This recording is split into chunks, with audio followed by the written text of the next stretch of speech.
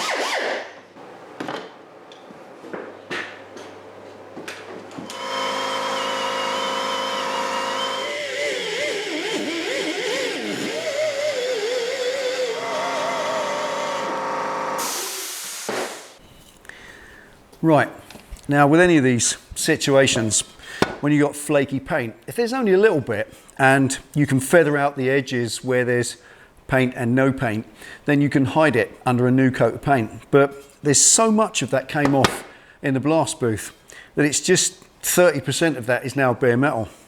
Now, obviously that's a glass bead media. It's quite gentle and I want it that way because it's for other things. It's not strong enough to blast this off completely, and I wouldn't really want to sand blast a rocker cover. I think it's a bit vicious. So the gentle stuff didn't really work at getting all this off. It got the loose stuff off, and that's fine. The little wire mop, well, it takes more of the loose stuff off than the blast booth does, but not all of it. So I just tried a little dab of paint stripper to see if I can get all of it off, which would of course be ideal. I can see you nodding. And it did make it soft and chalky and able to be scraped away. So I'm going to coat this in thick paint stripper. I haven't got any proper vicious stuff. I've only got this Nitromors, which is really for indoor paint on your skirting boards. It's not really very good. It's a bit wimpy, this stuff, but I'm going to cover it in it. It just made it soft after about 30 seconds. So I can see if I can soak all that and make it so I can remove the whole lot completely and get it back to bare metal. That would be nice. That would be ideal. Let's give it a go.